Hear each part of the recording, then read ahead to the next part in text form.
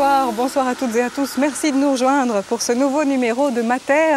C'est devant un mécano de génie que je vous retrouve pour débuter cette nouvelle émission, les ascenseurs à bateau du canal du Centre. De vénérables machines que ces ascenseurs plus que centenaires, des machines épatantes d'ingéniosité aussi puisqu'elles fonctionnent avec la seule énergie de l'eau. Ces ascenseurs à bateau sont les seuls au monde à fonctionner encore selon les principes d'origine. Ils sont en cela des témoins uniques de l'effervescence industrielle du 19e siècle.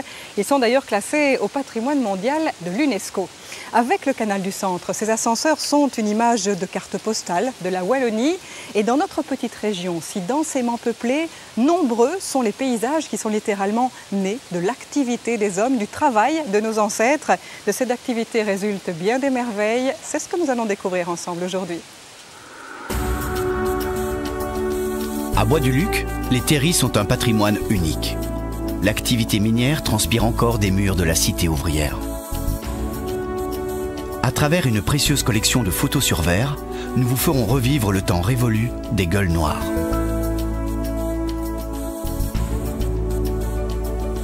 Près de la Louvière, une des plus imposantes voies d'eau du Hainaut fut creusée par l'homme, le canal du Centre. Dans ce paysage bucolique, vous découvrirez l'ingéniosité des ascenseurs historiques, les seuls au monde fonctionnant dans leur état d'origine.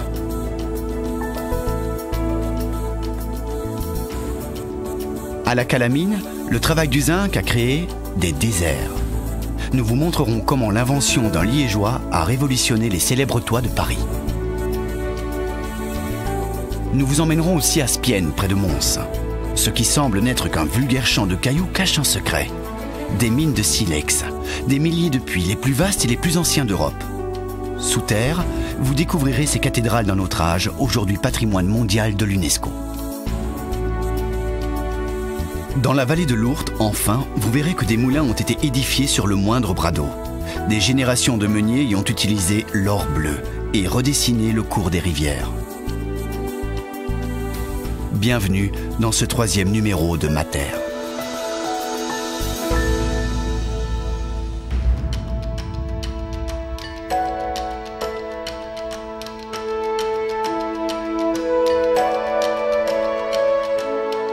Une des richesses de la Wallonie, c'est son eau.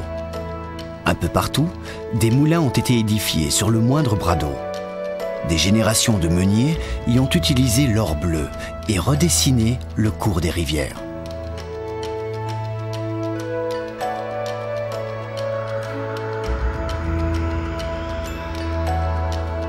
Jacky Adam a les moulins chevillés au cœur.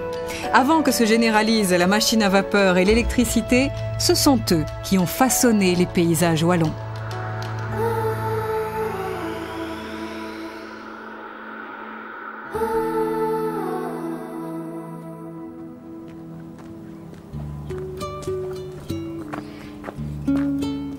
Le moulin du Trou, quand je l'ai découvert moi, en 1999, fin 99, début 2000, c'est un lieu qui m'a vraiment impressionné par son isolement, par les vestiges qui y restaient, par le silence qui y régnait.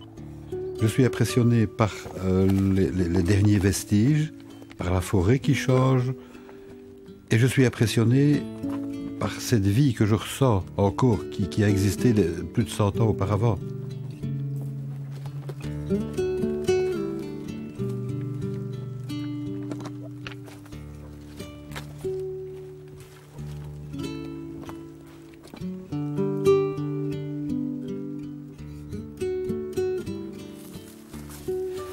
Mais ce qui m'impressionne en premier lieu, quand je vois une pierre de meule comme ça, j'en ai rencontré quelques-unes dans mes pérégrinations, le temps qu'il a fallu pour enlever cette pierre-là, pour la créer, avec très peu d'outils, des gens qui ont crevé de misère, qui avaient très difficile de vivre, et quand tu revois un débris comme ça, d'une meule qui était monolithique, eh ben, moi ça me remplit d'émotion, voilà.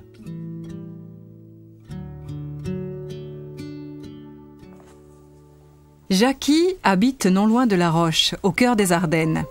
Aujourd'hui à la retraite et lui-même petit-fils de meunier, il entretient la mémoire d'un monde presque disparu.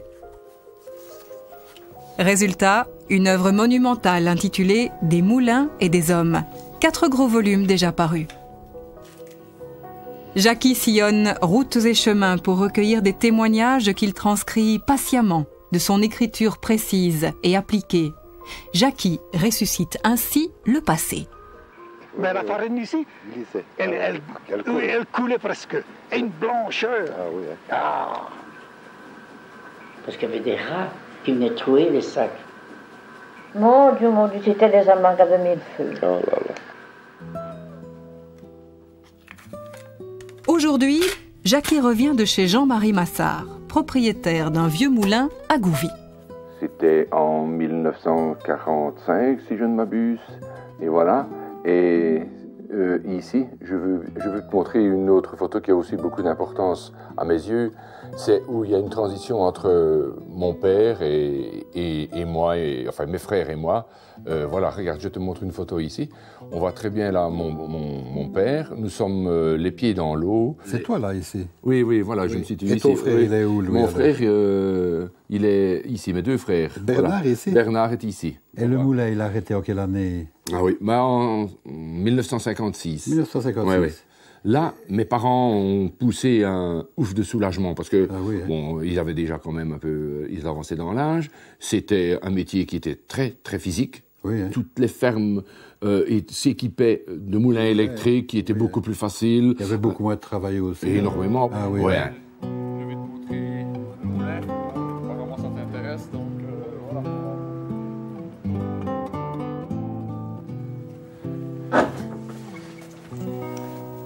Ici, comme tu vois, il n'y a rien qui a changé depuis plus de 60 ans. Tu constatais de visu, je sais toujours rester en l'état.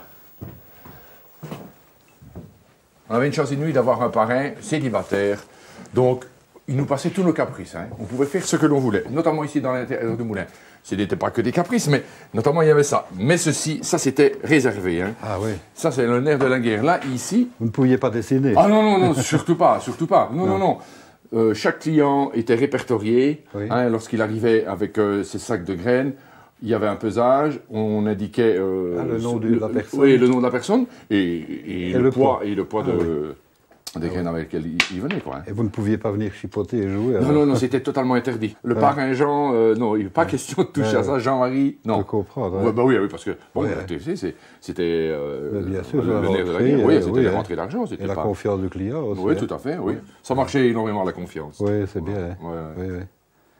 C'est beau en tout cas, hein. C'est plein de souvenirs. C'est chargé de souvenirs parce que je l'ai dit tantôt, ces chiffres, ils sont là depuis 1956. Ici, donc, ouais. Voilà, tout est là, les noms sont là. Et voilà,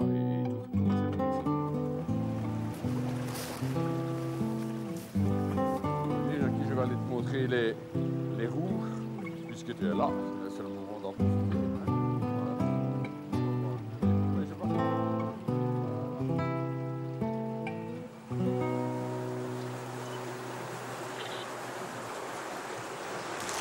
Tu comptes les remettre en ordre un jour, Jean-Marie? Mais disons que l'envie est manifestement là. Hein. Ça fait déjà quelques années, et surtout depuis que j'ai eu la joie de te connaître. Mais là, l'envie est toujours là, mais disons que les moyens ne sont pas nécessairement là. Non. On a, tu vois, ça s'est arrêté progressivement. Hein. Oui. On a d'abord arrêté ceci parce que manifestement là, elle était dans un état déplorable, on n'aurait pas su continuer. Oui. Et alors, les menuisiers du village l'avaient déjà renforcé, tu vois, on l'a réparé. Et alors, on a pu s'en servir un peu plus longtemps que l'autre. Voilà. Et alors, celle-là, définitivement, en 56, mais voilà. On a décidé, voilà, c'est une évolution. Ben oui. Et ce qui est vraiment bien, je trouve, c'est que dans le tome 1, au moulin de Cobru, il y avait déjà une turbine. Ah oui, d'accord. Un tout petit moulin. Et nous revoilà maintenant un plus gros moulin avec une turbine encore. D'accord, donc celle-là, je la garde alors. Oui, peut-être couper un petit peu à droite pour ne pas...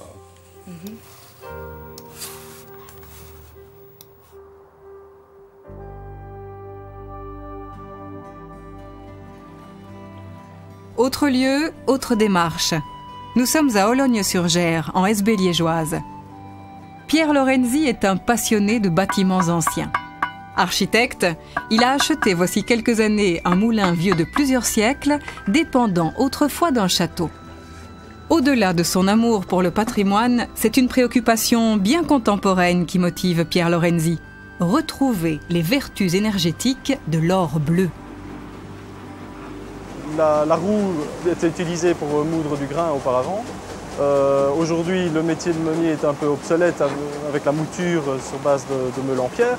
Mais la restauration de la roue, le fait de la faire tourner, ça permet de remettre un élément en mouvement comme ça, en route vue de la rue. Et pour les gens qui viennent visiter aux Journées du patrimoine, c'est intéressant. Et qui plus est, ça permet de conserver pour ce site-ci et cette roue-ci le savoir-faire de construction de la roue. Voilà, moi je produis de l'électricité verte 100% rentable, sans émission de CO2, avec un élément naturel qui est l'eau. En Wallonie, on n'a pas d'or noir, mais on a de l'or bleu.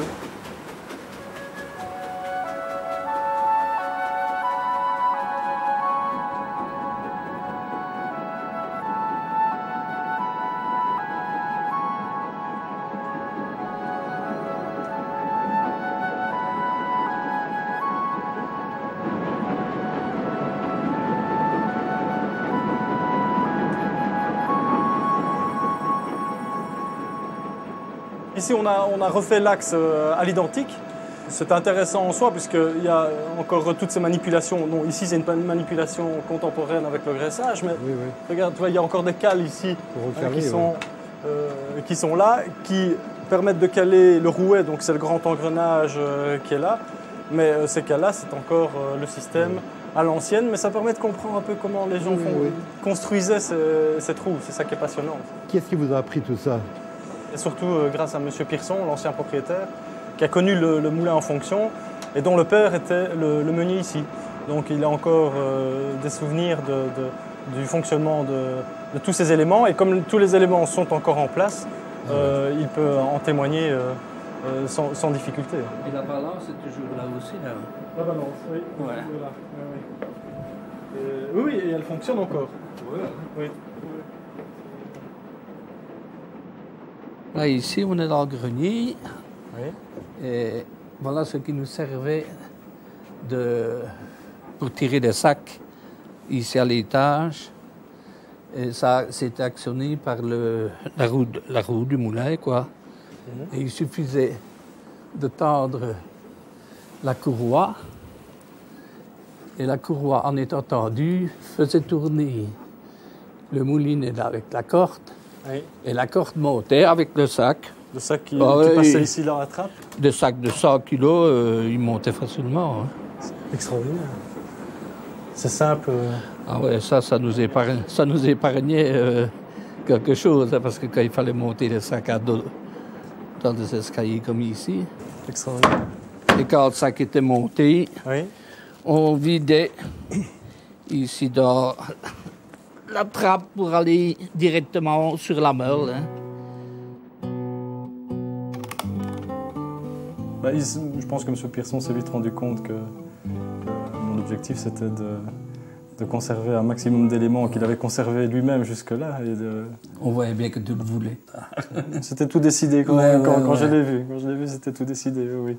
Vous m'avez transmis la passion de votre moulin. Donc, voilà, le côté passion, je ne savais pas que j'allais tomber amoureux comme ça du moulin. D'ailleurs, mon épouse dit aussi que le moulin, c'est un peu mon amante. Hein.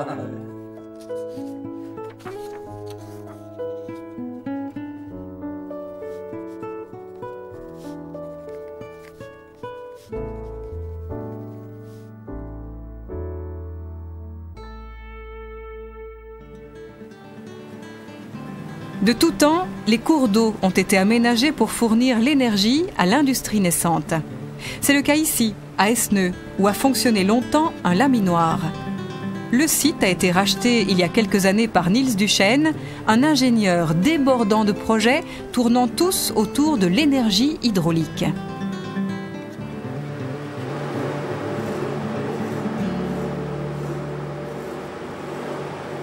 Dans la petite entreprise de Niels Duchesne, Meritherm, on fait du traitement thermique pour des pièces métalliques destinées à l'industrie.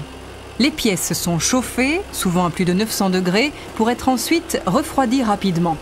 Le but, c'est d'augmenter la résistance, la dureté ou la souplesse des pièces traitées.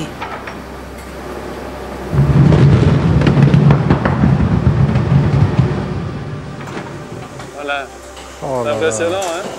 C'est extraordinaire. Et ça, c'est de la trempe, hein. C'est ce qu'on fait ici depuis depuis 50 ans maintenant, un peu plus 60 ans. Et c'est vraiment une activité industrielle de sous-traitance. Et on l'a fait ici grâce à la production d'électricité. Tous les fours sont électriques. Et donc c'est de la sidérurgie électrique avec de l'énergie verte, avec les turbines.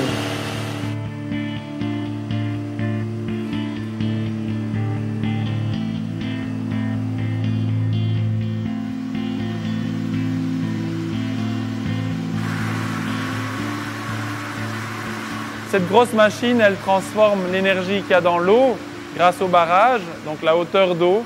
L'eau s'engouffre dans la machine et fait tourner une grosse hélice, un peu comme un mix-soupe. Hein. Et cette grosse hélice entraîne grâce à la courroie, et c'est ça qui fait du bruit, une génératrice qui, elle, produit le courant, hein, toute l'énergie dont on a besoin ici. C'est une fameuse bête, hein? Ben, c'est déjà 120 kW. Hein. Oui. Quand j'imagine les petits moulins d'Ardennes, et ici... Hein? Ben, c'est une quarantaine de petits moulins d'Ardennes. Oui, voilà. Tous l'un à côté de l'autre, ils sont tous là. Oui, oui, oui.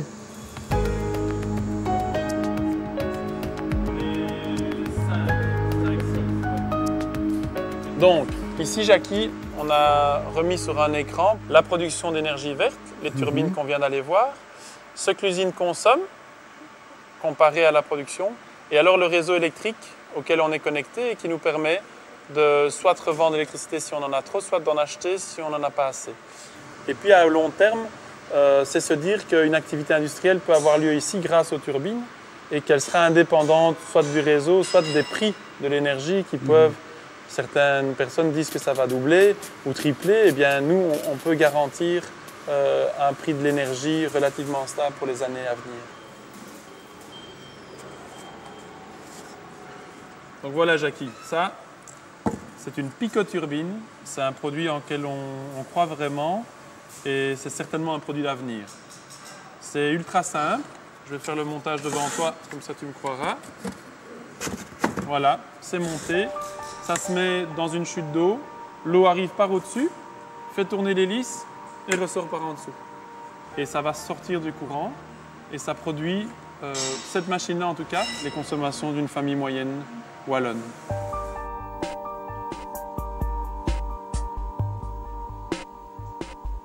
Ici, c'est Madagascar, donc une île très pauvre, avec pas mal quand même de problèmes de déforestation, etc. Et donc, l'idée est quand même de développer des produits qui sont pour nous, notre manière à nous de réduire notre impact environnemental. Mais pour eux, ben, c'est une source d'énergie qui peut être essentielle, vitale, et en tout cas, qui doit être accessible.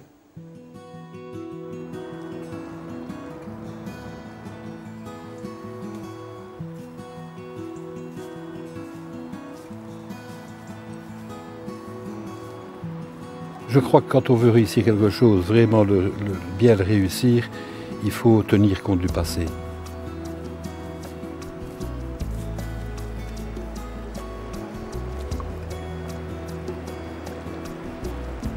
Il faut savoir où on met ses pas. Hein. Ils sont posés là où des gens ont existé avant nous. Et c'est ça le respect aussi.